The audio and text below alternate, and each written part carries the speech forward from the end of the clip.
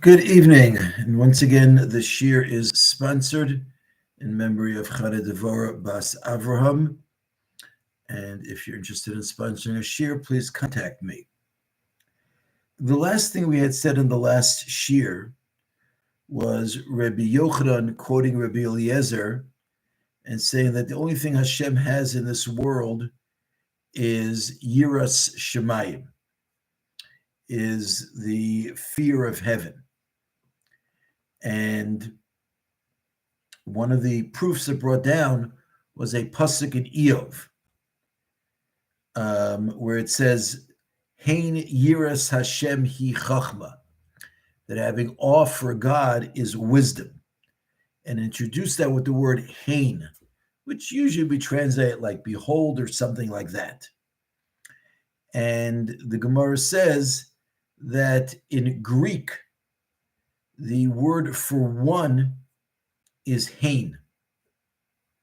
And therefore, it's saying the one thing God has is the fear of God. So the Marsha alludes to an aruch that gives an interesting explanation as to why the word hein, which is spelled the letters hey nun, what is the connection between that and one? And he explains as follows, that if you pair up the letters of the Hebrew alphabet, so the letters Aleph through Tes represent the numbers 1 through 9, and then Yud through Tzadi represent the numbers 10 through 90. We'll leave out the hundreds right now because those don't go all the way. And so he says as follows, if you line them up, each letter has a pair.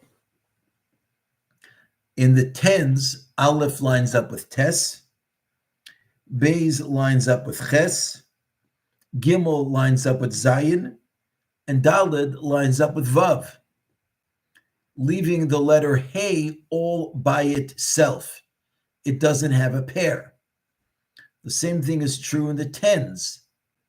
The letter Yud would line up with Tzadi. The letter Chaf, which is 20, lines up with Pei, which is 80.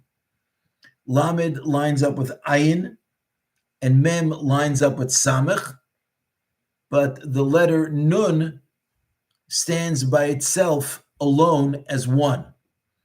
So therefore the letters Hey and Nun each stand for the number one. The Gemara goes on, Darish Rav Ula.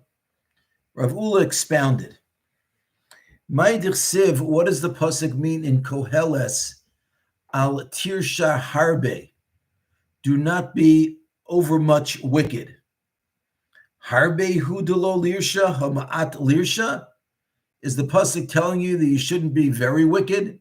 Just be a little bit wicked? Elamisha achal shum.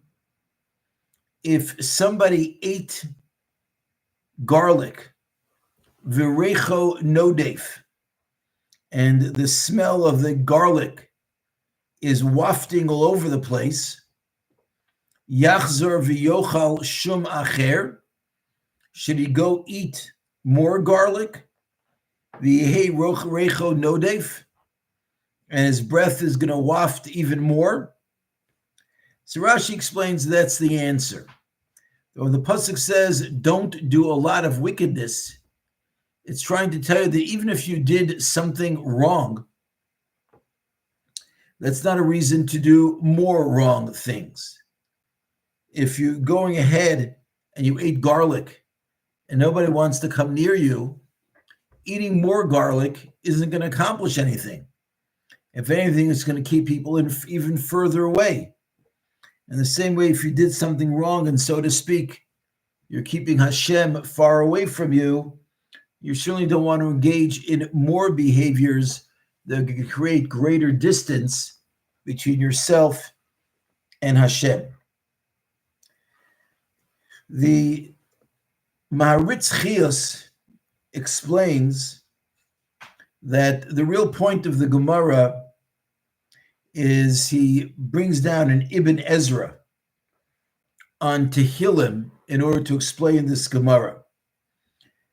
A pasuk says, "Ki imcha haslicha lima'an tivarei," which means that forgiveness is with you, God, in order that people should have awe of you.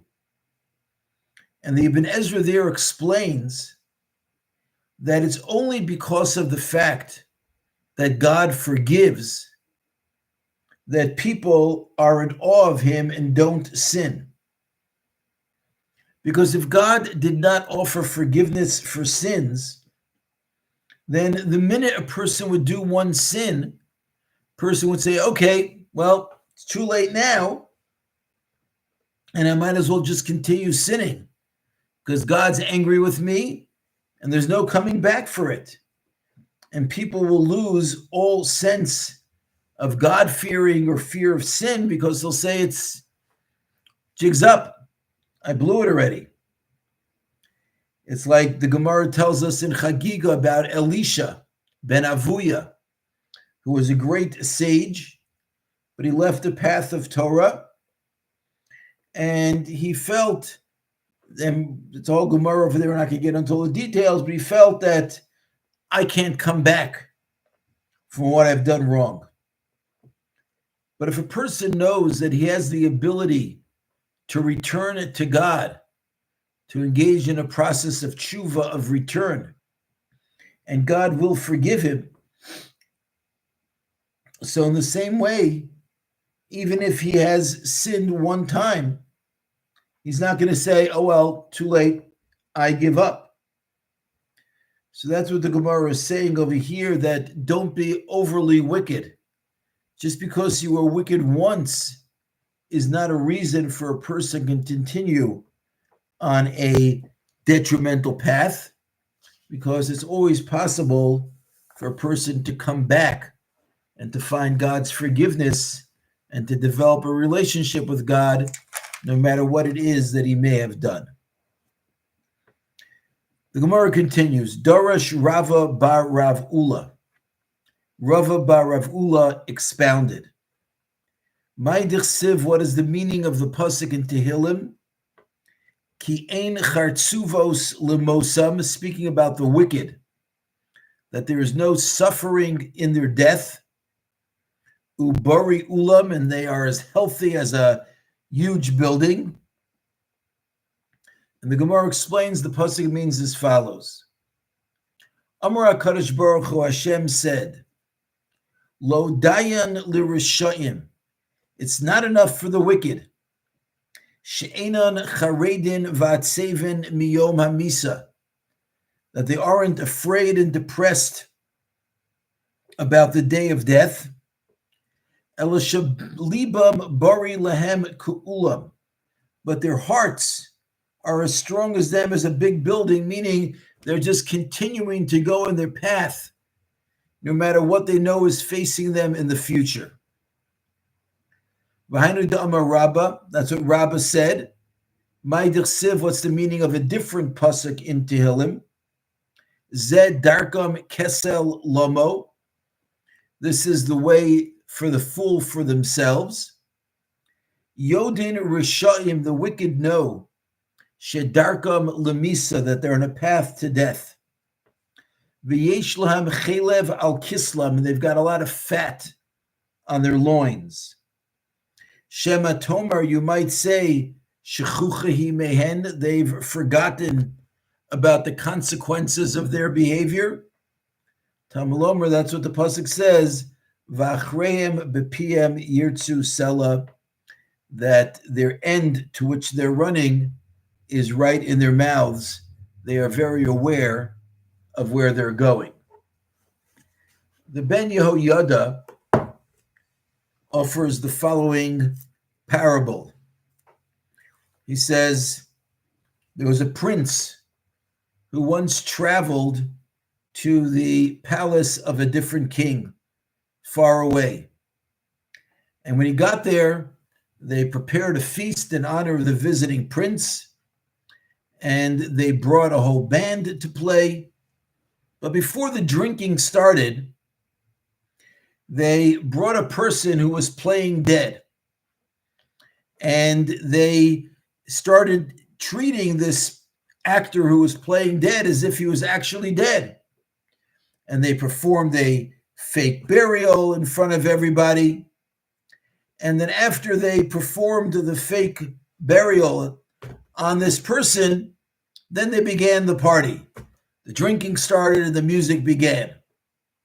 And the prince said, "What's going on over here? Why are you doing this before the party?" So they said to him, "Because we want to remind everybody that their time here on earth is short, and they better eat, drink, and be merry, for tomorrow they're going to die. So before a party, we want to remind ourselves that we better get into the party and enjoy ourselves as much as possible." So he says that's what the pasuk over here is coming and denigrating the wicked. That other people look at the fact that at some point in time they know their life will come to an end, and they use it as an impetus to improve their lives, take stock of what they're done, make amends, whereas other people use it as a reason to go ahead and to just indulge in the pleasures and foibles of this world even more. Thank you very much for listening. Have a wonderful afternoon.